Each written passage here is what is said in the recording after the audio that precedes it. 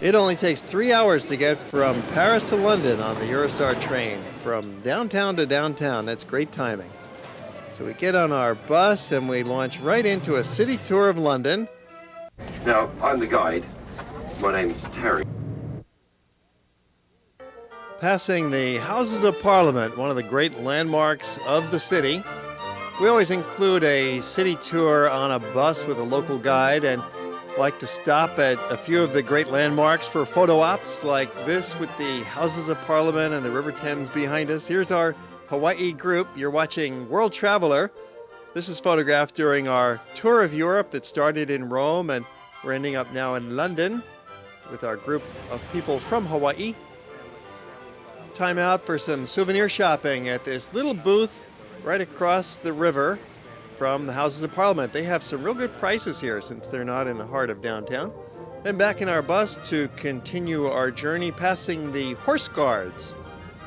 This is over by Whitehall, near the Houses of Parliament and the complex of government buildings. And we soon arrive at Trafalgar Square. In many ways, this is the center of London.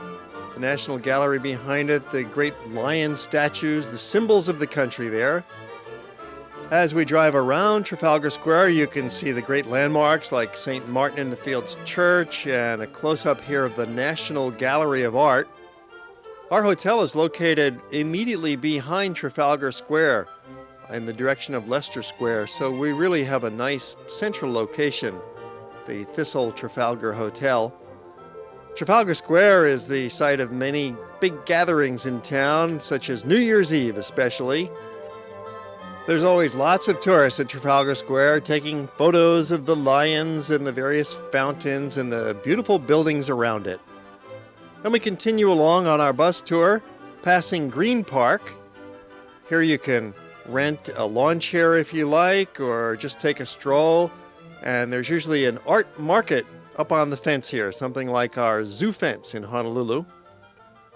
We're driving along the street called Piccadilly, which ends at the Wellington Arch, a memorial to the great general who defeated Napoleon at Waterloo and later became Prime Minister of the country and was later disgraced for his anti-democratic leanings. Arriving shortly at the Victoria and Albert Museum, now here's an opportunity to just hop off the bus for a little while, and we're going to take a detour and go inside the great Victoria and Albert. This colossal museum has got approximately 10 miles of corridors. It primarily contains statues from the European Renaissance and the Baroque periods, as well as some furniture. It has porcelains, it has decorative arts, there's costumes galore inside the Victoria and Albert. But here we're going to show you some of the statues that you'll find in this wonderful museum. These are original pieces in marble and bronze. They have special exhibits. Today it was a poster exhibit. You can see old musical instruments as well. And one of my favorite parts of the V&A is the Hall of Fakes and Forgeries. These are plaster casts. They look like the great statues of Europe because they are perfect copies. Verrocchio's Puto from the Pitti Palace in Florence. We've got pulpits. We have parts of tombs. We've got wall figures. There's lions from the Crusades, Celtic crosses from the Middle Ages. Here's the facade from Santiago de Compostela in Spain. And it goes on and on. There's two huge rooms that are filled with these objects, including Trajan's Column, medieval knight tombs from old church floors. Trajan's Column, where you can see it very close, much closer than you can actually see the original in Rome. In fact, many of these pieces are more accessible here at the V&A in their copies than they are in their original settings, and you get them all packed into these two colossal rooms. It's like a quick tour of Europe without leaving London. Highly recommended the Victoria and Albert Museum. You can easily spend a few hours or a few days inside. 10 miles of corridors. 10 acres of exhibits. Beautiful place. Right next to it is the Brompton Oratory. This is the only Italian Baroque-style church in London. And it's very similar to the church that we visited earlier in our tour in Rome, the Chiesa Nova, done in florid Italian Baroque style, because this too is the oratory devoted to Filippo Neri, the founder of the Order of the Oratorians.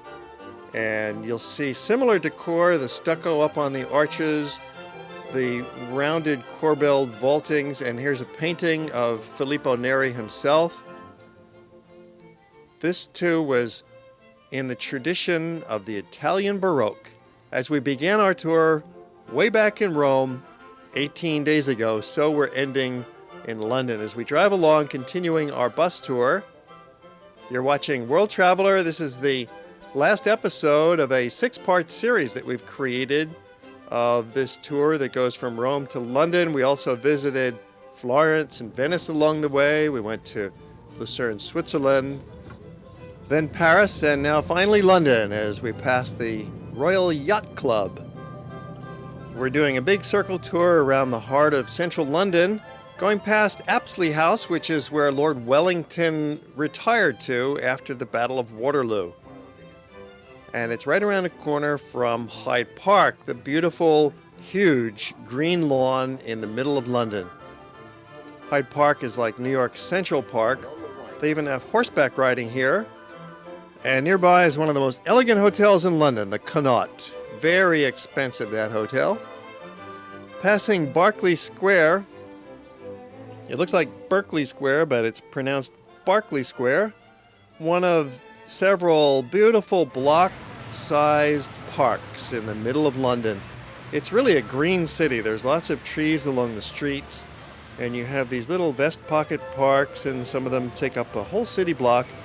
Nice place to stretch our legs, get out of the bus for a little while, sit down, check out the park benches as we stroll through Berkeley Square where the nightingales sang.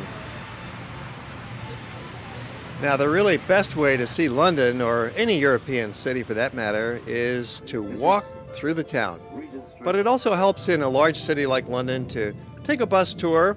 It's a 3-hour experience, and it shows you the overall highlights, such as Piccadilly Circus and the fountain with Eros at the top, the statue of the angel, as our guide explains some more of the sights to us. And we're going to take you on a walking tour shortly to show you more of Piccadilly and that central area. Passing St. Paul's Cathedral, the masterpiece of Sir Christopher Wren. It's 365 feet high, one of the few important Baroque buildings in London. And then passing the law courts. They look like ancient medieval structures, but it's really a neo-Gothic from the 19th century. That's where all the civil cases are heard in London. And our bus tour ends back at the hotel, which is just behind the National Gallery here at Trafalgar Square. And on the other side, we take a stroll through Leicester Square, one of the liveliest parts of town.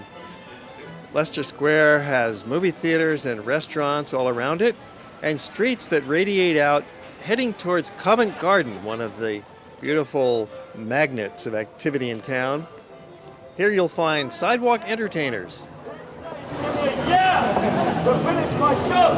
Really, yeah! Was too cool to say yeah! And inside the pavilion at Covent Garden, you'll find a lot of beautiful little shops and stalls, as well as more musical entertainment. Students from the Royal School of Music perform here nearly every day.